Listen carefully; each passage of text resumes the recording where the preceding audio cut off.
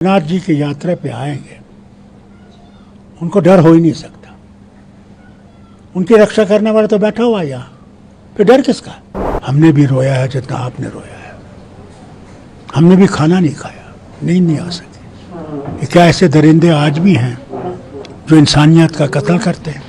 और मैं उनसे उम्मीद देता हूँ कि घबराइए नहीं, ये कुर्बानियाँ ज़ाया नहीं होंगी,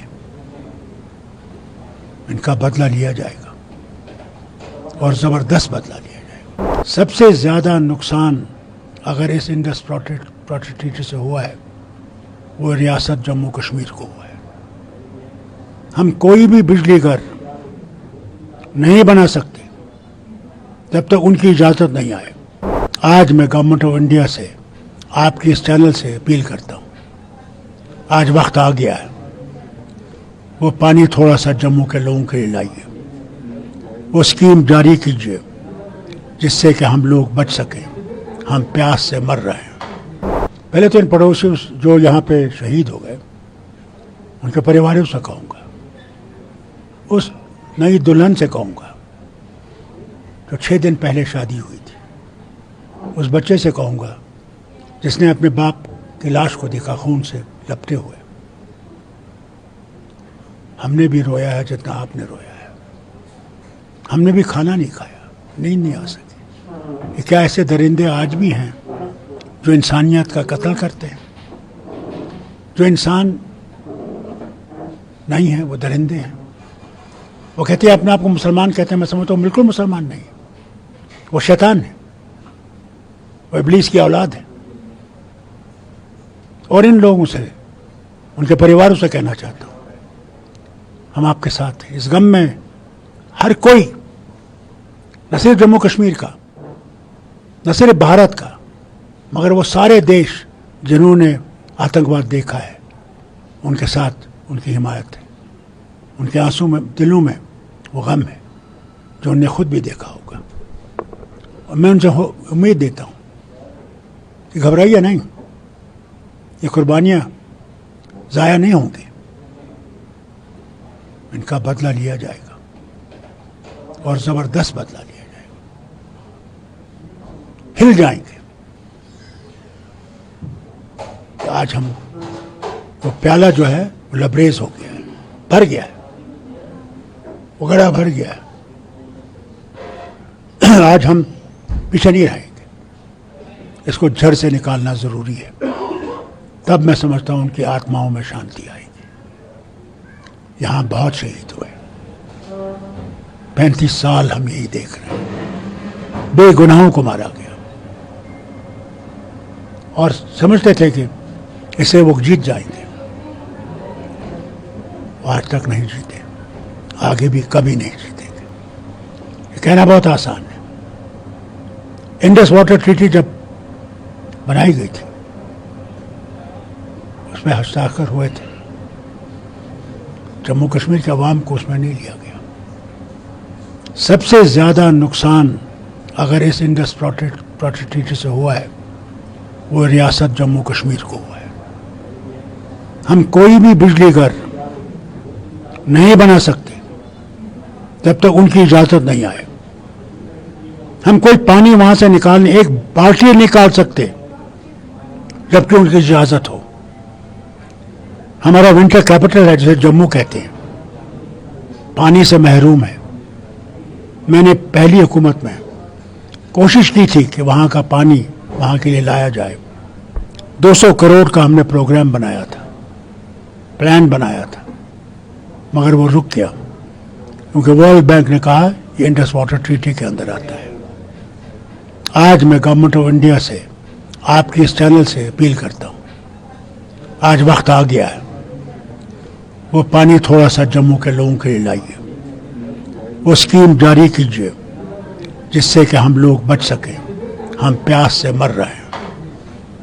बाकी उनका चिल्लाना कि हम ये करेंगे वो करेंगे, हम इनह्यूमन नहीं हैं। हिंदुस्तान गांधी का देश है और गांधी के देश में ज़रूर आज हमने उनको धमकी दी है पानी बंद करने के लिए, मगर हम उनको मारेंगे नहीं। हम इतने जालिम नहीं है जितने वो हैं।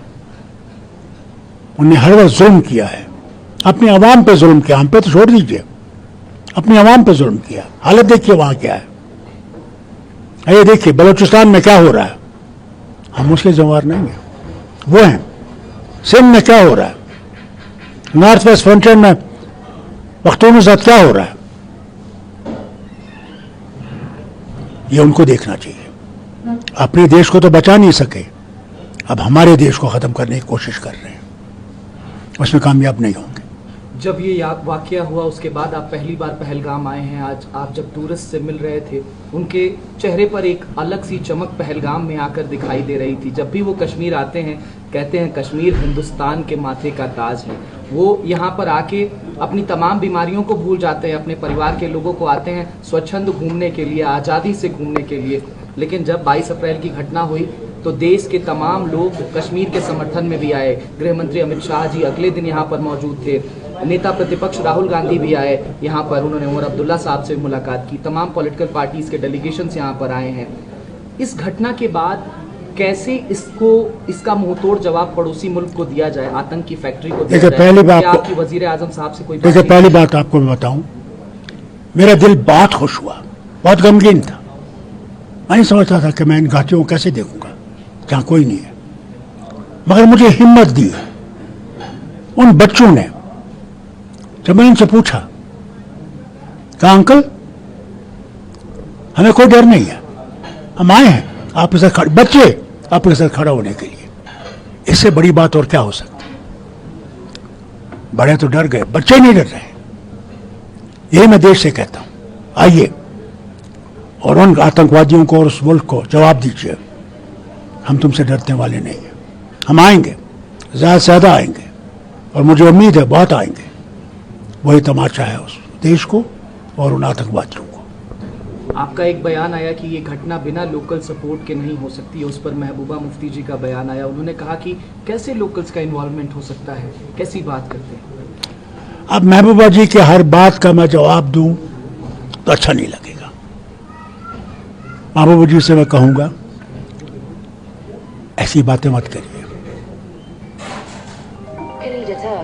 क्या इन 35 साल में जब ये शुरू हुआ तो किसने शुरू किया? कौन थे जो पार गए? कौन आए जिन्हें हमें वरकुंड को मारा, हमारे पंडित भाइयों को यहां से निकाला? कौन थे? जरा वो जवाब देना। जहां मैं वजीर आला होकर नहीं जा सकता था, ये जाती थे उन टेररिस्ट के घरों में, उसका जवाब दे।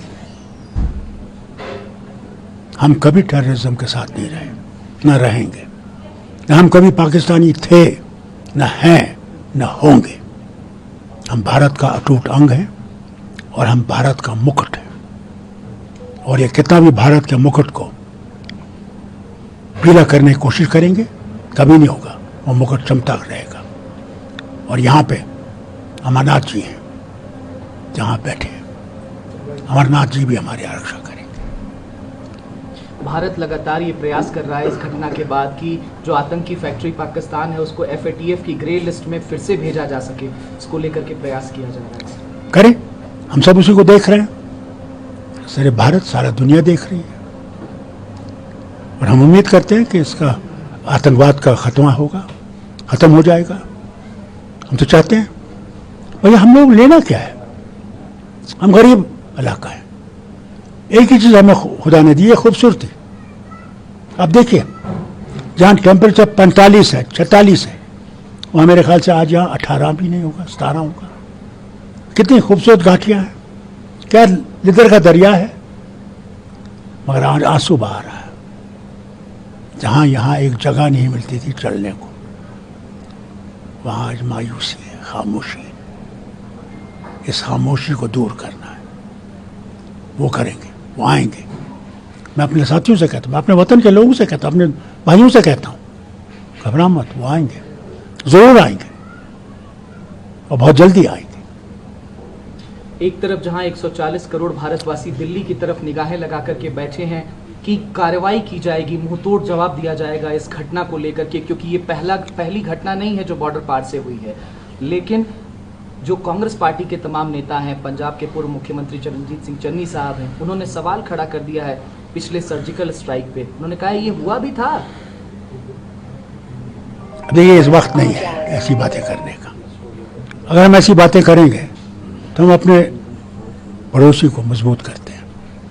ये बातें उसके बाद हो सकती हैं, पहले उनसे खात्मा तो करें। जो खात्मा हो जाएगा फिर सब चीज़ों में बात होगी।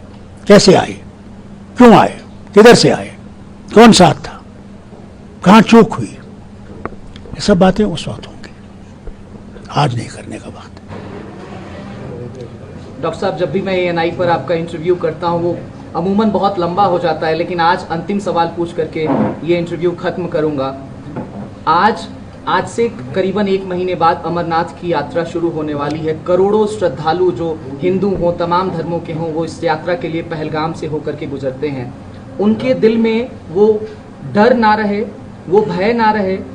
आप पूर्व वजीरे आला होने के नाते और एक जागरूक नागरिक होने के नाते उनको क्या मैसेज पहलगाम की धरती से, जहां पर ये वाकया हुआ है, क्या देना चाहिए? जो अमरनाथ जी की यात्रा पे आएंगे उनको डर हो ही नहीं सकता।